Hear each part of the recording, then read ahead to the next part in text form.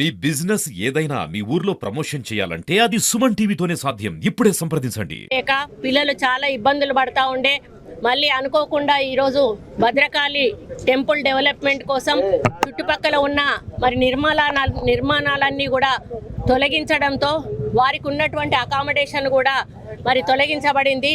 దాన్ని వాళ్ళను ఇన్ని రోజులు కూడా ధార్మిక భవనంలో ఉంచడం జరిగింది. అక్కడ వాళ్ళకు సరి అయిన సౌకర్యాలు లేక ఇబ్బంది పడుతున్న తరుణంలో మరి మేము ఎండోమెంట్ నుంచి 1,03,00,000 రూపాయలు మంజూరీ చేసి ఈరోజు ఇక్కడ శంకుస్థాపన కార్యక్రమం చేయడం జరిగింది.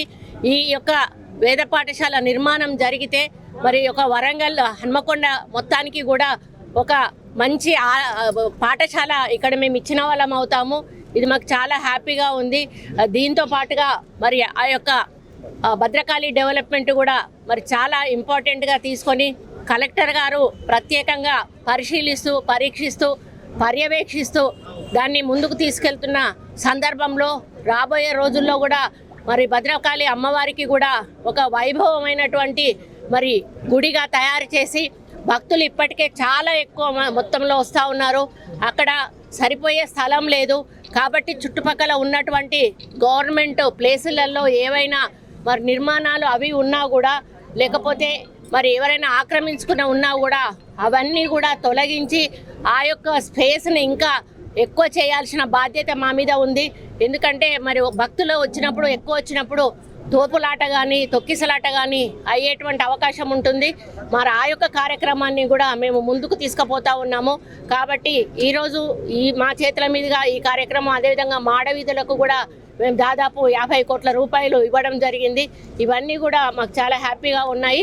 రాబోయే రోజుల్లో వరంగల్లో ఉన్న అన్ని టెంపుల్స్ మీద కూడా ప్రత్యేక దృష్టి సారించి మరి ఆధ్యాత్మికంగా ఉన్నటువంటి వ్యవస్థను ఇంకా మేము ముందుకు తీసుకెళ్ళి మరి ఎందుకంటే ఒక ఏజ్ వచ్చిన తర్వాత ఇప్పుడు ఒక ఏజ్ కాదు చిన్న పిల్లల నుంచే భక్తి అనేది ఈరోజు నేర్చుకుంటా ఉన్నారు.